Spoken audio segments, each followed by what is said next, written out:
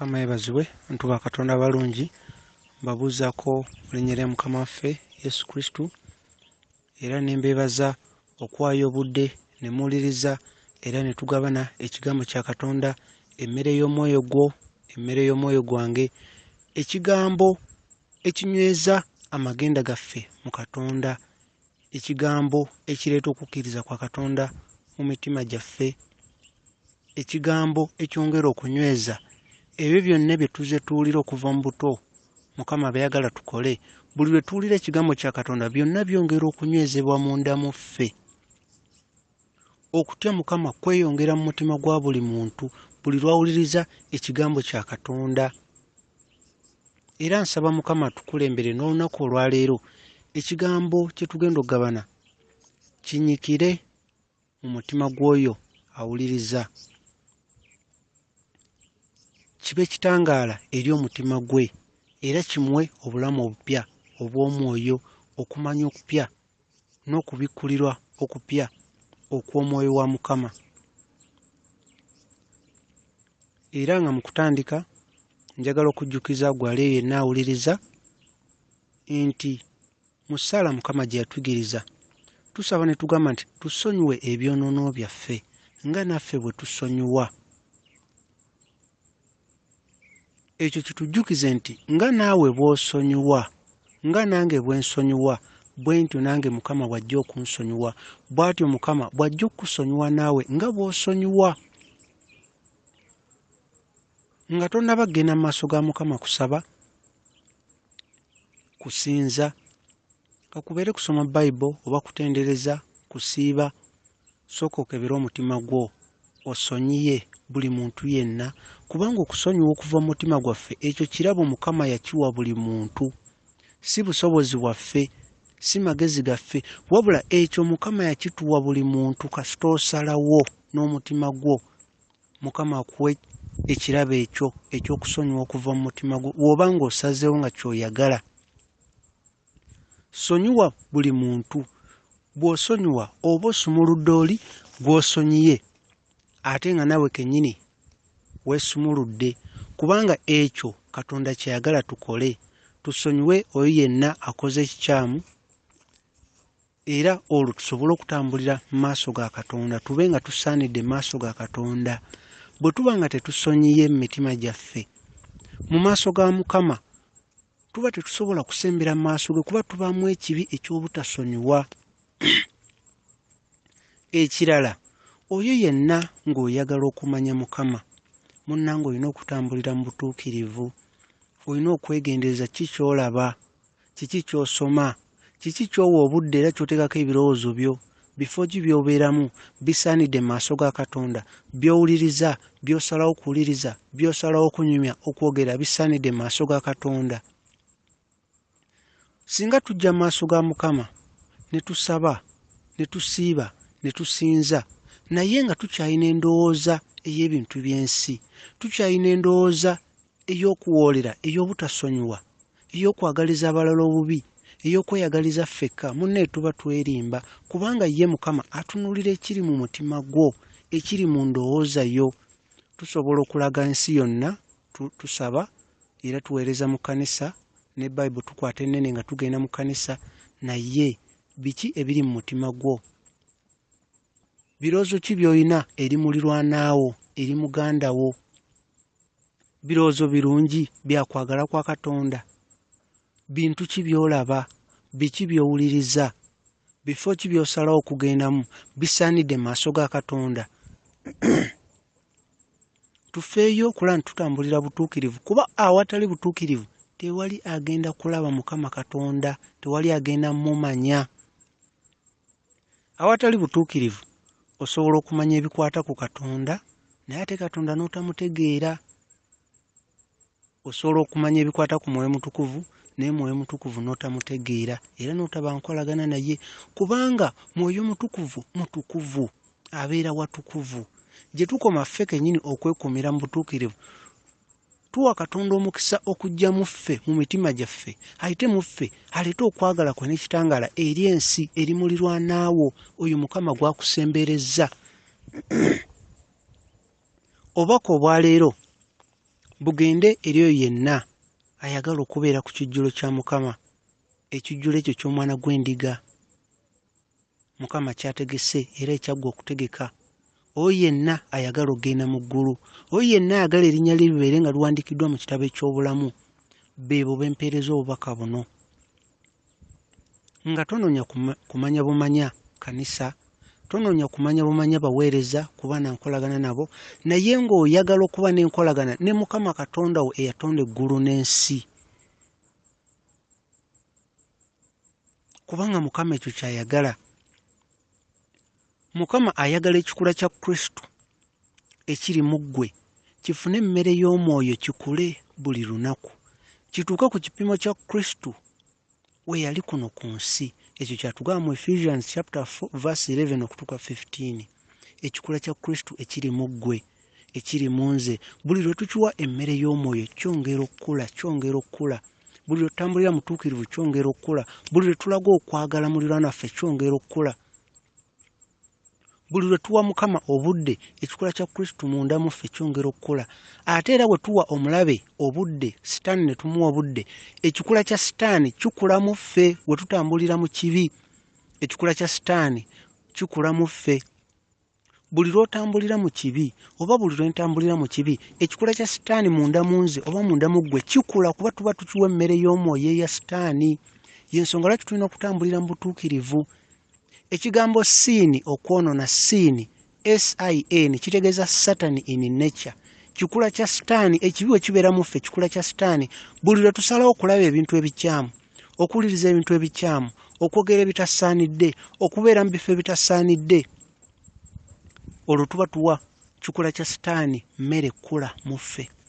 Y'ensonga lwaki ali eyo yenna awuliriza ngamba ggwe ayagala okugenda mu ggulu, ayagala erinnya lyo liwandiikibwe mu kitabo eky'obulamu, ayagala okufuna essanyu ng'olabye Mukama waffe Yesu Kristo. Oyo ayagala okuba n'enkolagana ne Mukama Katonda we, kubanga waliwo enjawulo ey'okumanya ebyawandiikibwa naye ate n'otamanya Katonda. Osobola okumanya Bayibuli okuva gy'etandikira paka gy'ekoma naye nga Katonda tomumanyi. Osobola okumanya ebikwata Katonda naye Katonda tomumanyi. Njogera ku abo abanoonya Mukama era bamuzuule, nga bw'ayayogera nti oyo amunoonya ajja muzuula.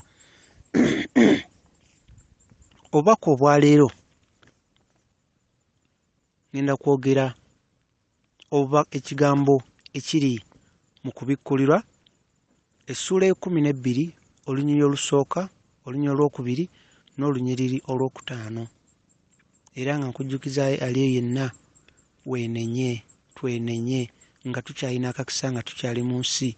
Weenenye, weenenye, twenenye. Abuulira enjiri tokoowa kwogera kwenenya. Okwenenya tujja mu maaso ga Mukama ne twenenya era ne tulaga obumalirivu okukyuka okuva ku mize emikyamu, era ne tugiviirako ddala n'amakuba agatwala mu mize emikyamu ne tugaviirako ddala. Ne tuba nga tetwenenyeza mu bigambo ne mu mutima ne tukaabira Mukama atuteekeko ekisa atusonyiwe, ate atuwa obusobozi okuva mu egyo emize emikyamu era ne tugiviirako ddala. Mukama alaba obumalirivu obuli mu mutima gwo okuva ku muze ogwo omukyamu, era olwo nakkiriza okwenenya kwo.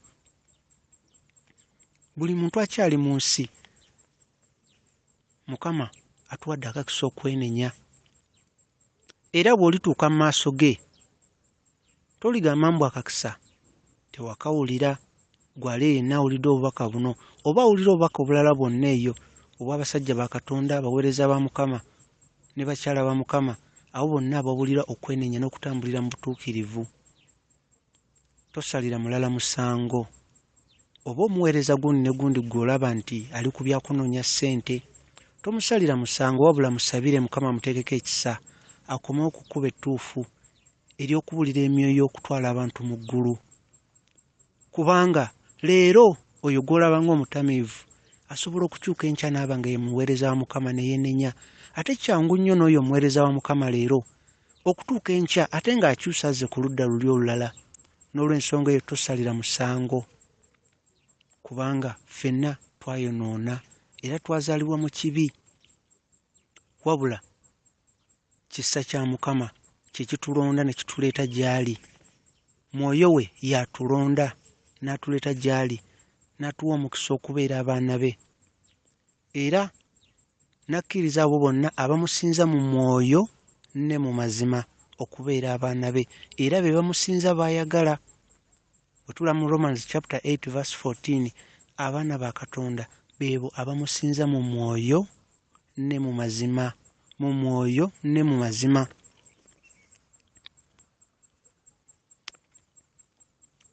Tuli mu kiseera eky'okutukuzibwa, ekiseera eky'okutukuzibwa. Ekkanisa mu kiseera kino eri mu kiseera eky'okutukuzibwa. Bwe njogera ku kkanisa sigamba ekkanisa y'egindi oba ey'egindi oba ey'oku kyalo gundi oba ey'omunsi bweti, njogera ku mutima gwo, kubanga ye kkanisa Mukama mwatuula. Mukama tabeera mu bisenge bya bizimbe, era tabeera munda mu butuuti oba mu kabada oba mu butabo, wabula Mukama atuula munda mu mutima gw'omuntu. Era etula mu kitabo kya Ecclesiastes chapter 3 verse 11 watulaga nti mu mutima gw'omuntu Mukama yateekawo emirembe n'emirembe, kubanga awo waatuula. Ekkanisa eri mu kiseera eky'okutukuzibwa, era nga etusukka ekiseera eky'okutukuzibwa tuba tuyingidde ekiseera eky'obwakabaka bwa Katonda okubeera ku nsi. Bwe tuba tusaba mu ssaala Mukama gye yatuyigiriza tugamba nti obwakabaka bwo bujje, by'oyagala bikolebwe ku nsi ng'ebikolebwa mu ggulu. Kino kye kiseera era kye tugendamu. Kino kye kiseera eky'obwakabaka bwa Katonda okujja ku nsi, era ng'ekiseera eky'okutukuzibwa kiri mu kukomekkerezebwa. Olwo ekyo ekyayogerwa mu kubikkulirwa essuula ey'okumin'ebbiri olunyiriri olusooka olwokubiri n'olwokutaano kiryoke kituukirizibwe. Tujjukire emitendera nga tukkiriza Mukama waffe Yesu Kristo, osooka kwatula n'okkiriza Yesu Kristo n'olwanyisa amaanyi ga Sitaani agagamba toyatula ojja kuswala. Abalokole bakole bati, gundi anaalowooza ki, ono anaalowooza ki. Osooka n'owangula ekyo mu kutandika okumanya Mukama. Bw'owangula ekyo n'okkiriza n'oyatula mu lujjudde, ky'okkiriza Yesu Kristo, eyo eddaala gye tusookera ffenna. Olwo n'otandika okweyawula ku nsi ku mize emikyamu ng'okimanyi sina kukola kino, sina kukola kiri okuva lwe nasazeewo. Ekyo bw'okiyitako n'otandika okuba nga obulamu bwo bukyuka olw'engeri gy'ogenze nga weesala ku bintu eby'enjawulo. Obulamu bwo butandika okukyuka, naawe kennyini weeraba nti obulamu bukyuse. Waliwo emikwano gy'ovuddeko, waliwo ebifo by'otakyagendamu, waliwo emize gy'ogenza ovaako. Obulamu bwo bugenda okukyuka. Njogera ku mitendera gye tuyitamu obulamu bwaffe nga tukkiriza Yesu Kristo. Olwo gye ntuuka eno okulage okutukuzibwa kwe tutuuseeko. Bw'otandika okufuna enkyukakyuka mu bulamu, otandika okulaba amaanyi ga Katonda mu mirimu gyo, mu buli kimu ky'okola, ne mu ntambula yo mu nsi. Otandika okulaba Katonda ng'akola mu bulamu bwo mu mbeera ez'enjawulo z'osisinkana n'okusomoozebwa. Otandika okulaba omukono gwa Katonda mu ebyo by'okola, era otandika okufuna obujulizi. Bw'osukkaawo Mukama atandika okukozesa okusumulula abalala, naawe kennyini okwesumulula abo bonna abakwetoolodde. Otandika okuwulira nti mazima Mukama ali wamu naawe, era otandika okuwulira obukuumi bwe obwa ddala. Katonda nga tokyamusinza na kuteebereza oba na fiiringi, wabula otandika okumanya nti Katonda wa ddala. Kati bw'ovaawo oyingira mu ddaala ery'okutukuzibwa. Ekkanisa lyerimu, era Mukama lyali mu kukomekkerezebwa. Ng'etuva mu kutukuzibwa, Mukama atuyingiza mu bwakabaka bwa Katonda. Obwakabaka bwa Katonda olwo bujja ku nsi muggwe, mu mutima gw'oyo yekka abo era be yalonda, abamanyibwa okuva ku ntandikwa. Muggwe mu mutima gwo obwakabaka bwa Katonda bugenda kujja ku nsi. Mu kutukuzibwa Mukama agenda kusalako ebintu bingi, akujja ku kino, akujja ku kiri, ate mu ngeri ez'enjawulo,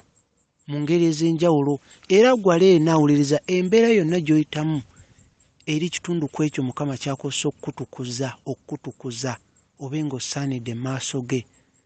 Y'ensonga lwaki ebiseera bino bangi obeera okaaba mu mutima ng'ogaana Mukama, naava ntya ku muze guno? Mukama nnyamba onziggyemu kiri, Mukama nnyamba onziggyemu kiri, kubanga Mukama ly'ekkubo ly'akozesa okujja ku mize egyo. Era ogenda okumaliriza ng'emuzogo guviiriddeko ddala okuyitamu eyo embeera gy'oyitamu mu kaseera kano.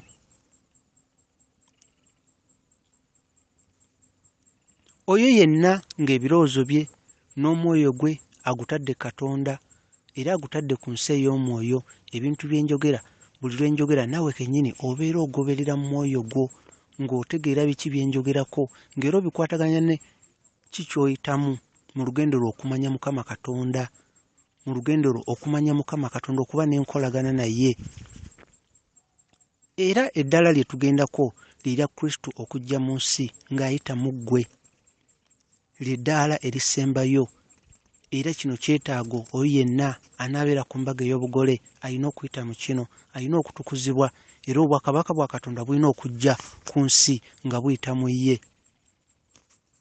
Tujjukire ekkubo ffunda n'abalizuula batono, so nga ate ebitonde byonna, buli kintu ekyatondebwa kirindiridde akaseera kano, akwogerako mu Romans chapter 8 verse 19, abaana ba Katonda okweyoleka ku nsi, kubanga bamala okutukuzibwa ensi yonna egenda bamanya, Mukama agenda bambaza ekyambalo ekiringa omusana, ekitangaala ky'ebitangaala byonna, ensi egenda bamanya.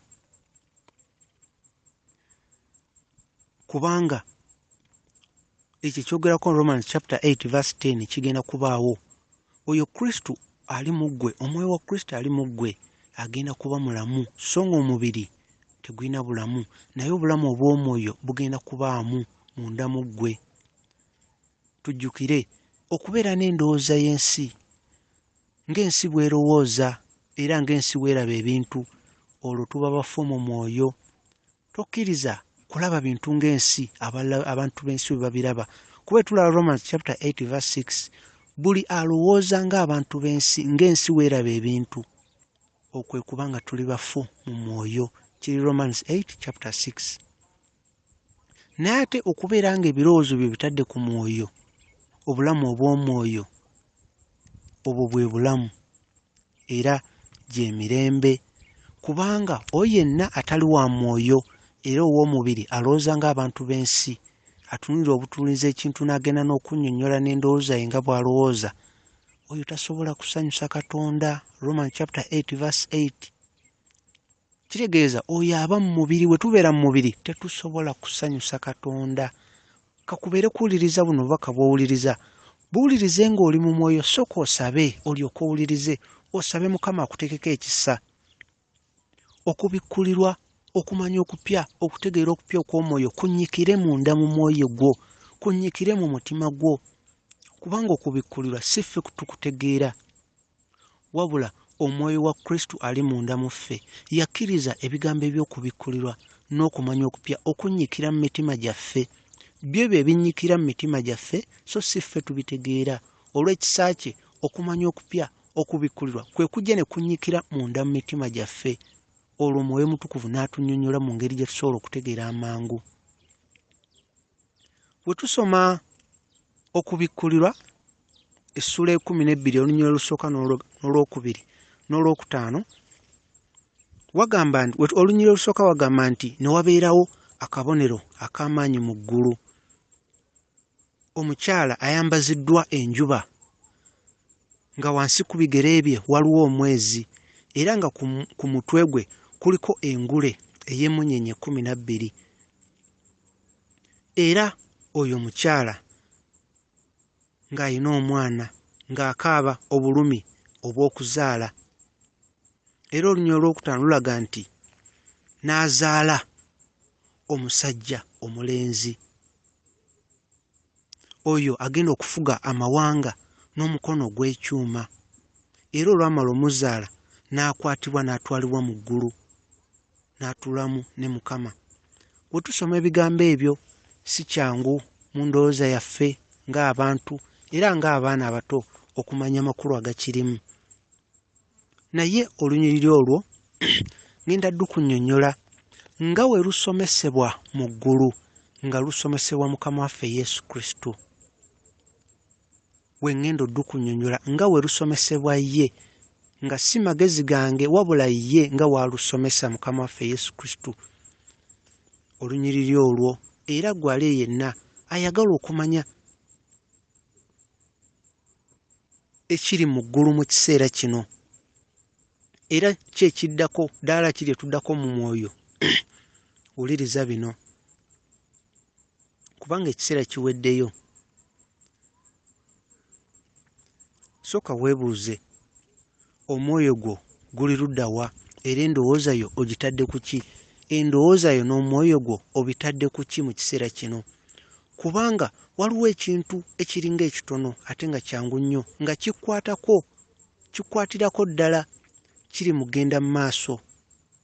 Mu nsi yonna enkyukakyuka egenda mu maaso, mu maaso g'amaaso go, wabula nga tokiraba, naye nga kigenda mu maaso. Y'ensonga lwaki mbuuza, omwoyo gwo guli ludda wa? Ebirowoozo byo bitadde wa wootadde omwoyo gwo? Era ebirowoozo byo obyolekezza ki? Kubanga waliwo ekigenda mu maaso mu nsi yonna enkyukakyuka, naye ddala bangi tebannakiraba.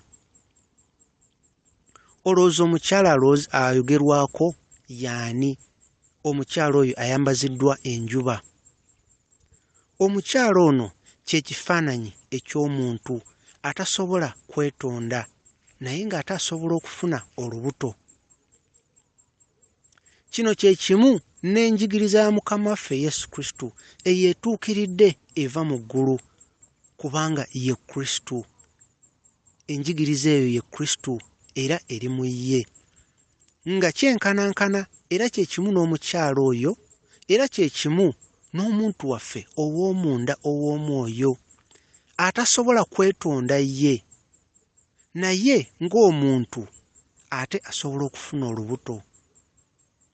Era mu ye Mukama asobola okuyisaamu bingi: okwagala, ekisa n'ebintu bingi ebirungi, so ng'omuntu oyo ye ow'omwoyo tasobola kwetonda. Enjigiriza ya Mukama waffe Yesu Kristo eva mu ggulu, era esinga okutukula, esaanidde era etuukiridde. Enjigiriza ya Mukama waffe Yesu Kristo entukuvu, ey'okwagala kwa Katonda, nga obulamu obw'omwoyo obutaggwaawo obuva mu Kristo. Obulamu obw'omwoyo kwe kwagala okwa Katonda, era oyo ye mwana azaalibwa, gwe tusomako mu kubikkulirwa essula 12 olunyiriri olusooka, olwokubiri n'olwokutaano. Obulamu obw'omwoyo kwe kwagala okw'omwoyo, oyo ye mwana, era ng'eyo y'enjigiriza ya Mukama waffe Yesu Kristo etuukirira mu mutima gw'omuntu. Kankiddemu, obulamu obw'omwoyo kwe kwagala kwa Katonda, oyo ye mwana gwe boogerako mu lunyiriri olwo, era nga y'enjigiriza ya Kristo ekula n'etuuka ku kipimo kya Kristo munda mu mutima gw'omuntu. Ekyo kye kimu ku bigenda mu maaso mu mwoyo mu kiseera kino, kwe kutukuzibwa okwo, era ekyo kye bategeeza Kristo okudda ku nsi, kubanga agenda kudda ng'ayita mu mutima gwo ggwe. Obulamu obw'omwoyo, okwagala okw'omwoyo, oyo ye mwana agenda okukula era azaalibwe munda mu mutima gwo, ye Kristo ekikula kye ng'atuukiridde, ekyogerako mu Ephesians chapter 4 verse 11 okutuuka 15. Mazima ddala twogera ku nsomesa oba enjigiriza ya Kristo eyeetuukiridde, ey'enkanankana, eggulu erituukiridde.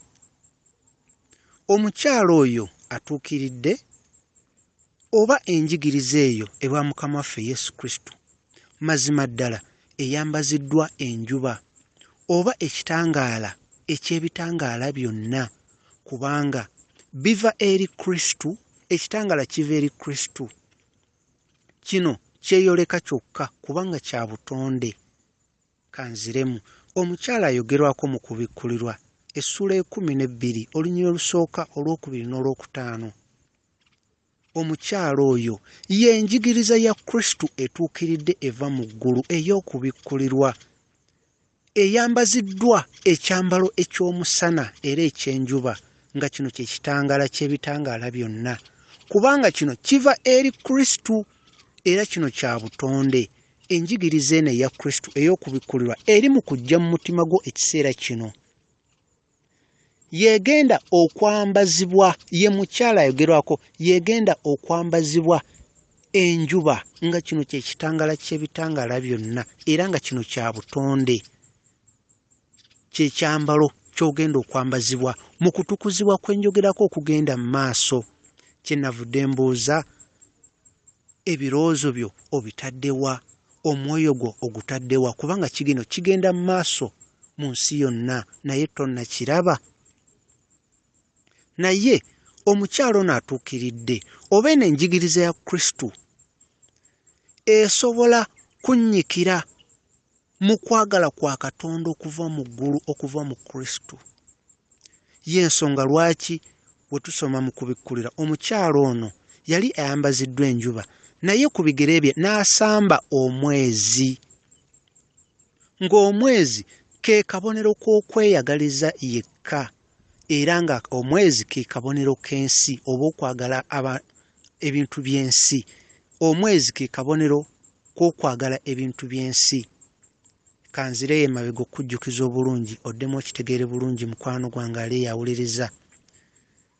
Mu kubikkulirwa essula 12 olunyiriri olusooka olwokubiri n'olwokutaano batubulira ku mukyala eyalina emmunyeenye 12 ku mutwe gwe, waggulu w'engule yali ku mutwe gwe, ng'ayambaziddwa enjuba, ku bigere bye nga waliwo omwezi.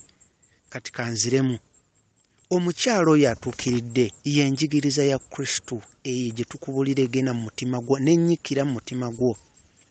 Naye eno enjigiriza ya Kristo ey'okubikkulirwa gye tukugamba esobola kunnyikira era kutegeerebwa ng'olina okwagala kwa Katonda okuva mu ggulu mu mutima gwo. Bw'oba tolina kwagala kwa Katonda, eno enjigiriza tegenda kunnyikira mu mutima gwo, era mukwano osobola obutagitegeera. Sooka obeere n'okwagala kwa Katonda. Y'ensonga lwaki Mukama yatugamba yagala muliraanwo, yagala Mukama Katonda wo. Kino kyetaagisa, kubanga ono omukyala gwe tusomako oba enjigiriza ya Kristo esobola kunnyikira wokka awali okwagala kwa Katonda okuva mu Kristo. Y'ensonga lwaki omukyala oyo yasamba omwezi, ng'omwezi ke kabonero k'okweyagaliza yekka, nga toyagala muliraanwo. Omwezi ke kabonero k'ensi n'ebyokwegomba by'ensi n'okwagala kw'ensi. Omwezi ke kabonero k'ensi. Era omukyalo ono we tusomako mu kubikkulirwa tulaba nti ayina emmunyeenye 12 waggulu ku mutwe gwe, nga emmunyeenye zino 12 kitegeeza amateeka 10 aga Musa n'amateeka 2 aga Mukama waffe Yesu Kristo ge yatuwa, yagala Katonda wo, yagala muliraanwo. Ze munyenye 12 eziri waggulu w'omukyalo oyo gwe tusomako, bw'ati Mukama waffe Yesu Kristo bw'ayigiriza mu ggulu, era gw'anaagendayo ojja kuba mujulizi nti ku nsi amazima gaaliko.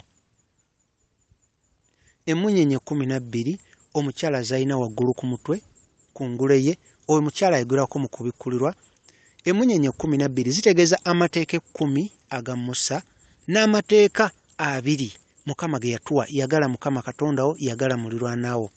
So emmunyenye zino 12 tezitegeeza abagoberezi ba Mukama waffe Yesu Kristo oba abatume, naye zitegeeza amateeka 12 ag'okwagala okutaggwaawo. Era emmunyenye zino 12 tezitegeeza ebika bya Isirayiri 12. Omukyala enjigiriza eno ya Kristo, omukyalo oyo yenjigiriza eno ya Kristo, enjigiriza ey'okubikkulirwa eka mu mutima gwo, nga kino kye kitangaala ky'ebitangaala byonna, y'enjuba, ke kabonero k'enjuba. Era ekigambo kya Kristo kye tuzze tukubuulira mukwano, kye bazze batubuulira, kitegeeza kiri lubuto munda mu ggwe, kigenda kuzaala, ng'oyo gwe kigenda okuzaala ye muntu ow'omwoyo ow'okwagala kwa Katonda. yoyo omugole agenda okubeera ku mbaga ey'obugole Mukama ku kijjulo kyategese. Kanziremu enjigiriza ya Kristo gy'ozosomesebwa eyeri mu mutima gwo yeri olubuto gy'okumujjuwa emmere y'omwoyo yegenda okuzaala oyo omwana ow'ekitangaala ayambaziddwa enjuba. Kwe kutukuzibwa kwenjogerako okukomekerezebwa olwo obwakabaka bwa Katonda bujje ku nsi nga bweta mu ggwe. Kyekyambalo ekipya y'enkyukakyuka eyo bangi gye bayita rapture. Ekyambalo ekyo we kigenda okubeera. Enjigiriza ya Kristo eri munda mu ggwe yegenda okubeera olubuto ezaale oyo omuntu ow'omwoyo agenda okwambazibwa enjuba. Bwe kityo we kigenda okubeera. Era gwe tewawulirako mu byawandiikibwa ye tebigamba nti oyo yenna atazaaliddwa mwoyo tajja kuyingira bwakabaka bwa Katonda. Oyo yenna atazaalibwe mwoyo tajja kuyingira bwakabaka bwa Katonda. Ekyo tokiwulira nko muganda wange mu byawandiikibwa. Tunuulira omwana ono omukyala gw'azadde mutuukirivu era nga kuno kwe kwagala kwa Katonda. Ng'okwagala kwa Katonda kuno kulumya omuntu ow'omwoyo bubi, kulumya omuntu ow'omubiri, omuntu ow'ebweru. Okwagala kwa Katonda kulumya omuntu ow'omubiri. Tujjukire omukyala ali mu kaaba obulumi, omwana agenda kuzaalibwa mu Kubikkuliro essula 12 olunya olusooka olw'okubiri n'olwokutaano. Omukyala akaaba mu bulumi agenda kuzaalibwa. Omwana ono sooka olabe wano, omwana ono omukyala ono gw'ayinanga olubuto lw'omwana ono, omwana ono mutukuvu. Kwe kwagala kwa Katonda. Ng'okwagala kwa Katonda kulumya omuntu waffe ow'omubiri, kumulumya nnyo. Buli lw'oba n'okwagala kwa Katonda omubiri guba guwakanya, oyita mu bulumi bungi mu ndowooza y'ensi. Okwagala kwa Katonda kweyoleke. Buli lw'oyagala okulaga okwagala kwa Katonda mu nsi oba owulira obulumi oba olaba ng'okola loosi. So ng'omwana oli alina okuzaalibwa okwagala kwa Katonda mu ggwe, omwana agenda okwambazibwa enjuba okutuusa ng'okwagala kwa Katonda kuno okw'omwoyo okw'omuntu ow'omunda kukuze ne kukula ne tutuuka ku kipimo kya Kristo bwe yali ku nsi. Olwo okuzaalibwa okw'ekitiibwa okw'obulamu butaggwawo lwe kugenda okubaawo. Eyo bangi gye bayita rapture oba okukomawo kwa Kristo ku nsi. Nga okwagala kwa Katonda okw'omuntu ow'omunda kwe kugenda okukula kutuuke ku kipimo kya Kristo bwe yali ku nsi. Olwo Katonda akutunuulire alabe Kristo ali munda mu ggwe nga ggwe tokyaliwo. Ekirala, omwana ono azaalibwa mulenzi. Lwaki si muwala? Kubanga okwagala kuno nga we kuli mu musajja, era okwagala kuno nga bw'olaba nga kuli mu musajja kubeeramu nga kwe kutonda